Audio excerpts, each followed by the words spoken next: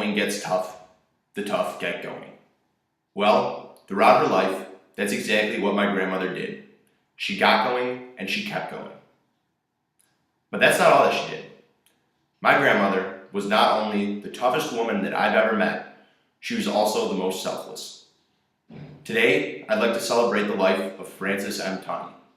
And even though the world was always working against her, I think that we can all agree that she came out on top as one of the most loyal, caring, hardworking women of her day.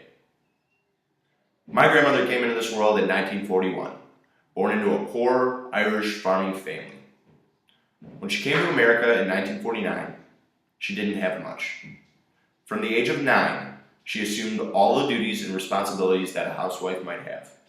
She cooked breakfast, she did the laundry, she packed lunches. My grandmother did it all while still earning her high school diploma.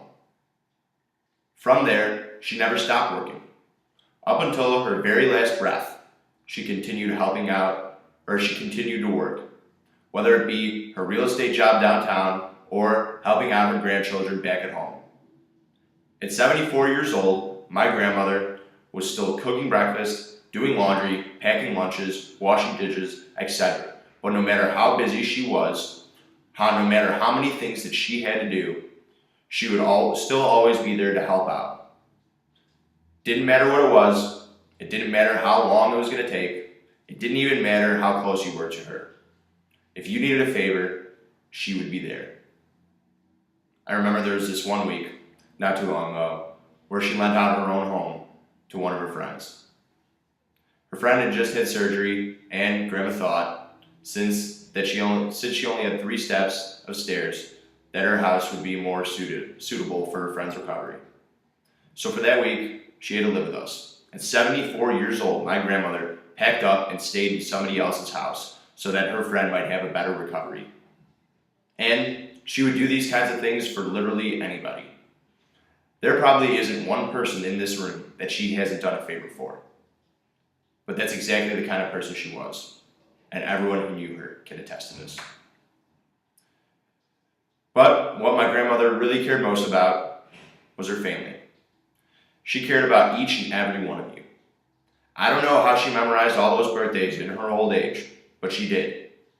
She did her very best to keep in touch with every single one of you. And seeing you all here, I know that she's the happiest lady up in heaven right now. Not because you're here to mourn her, but because we're all together.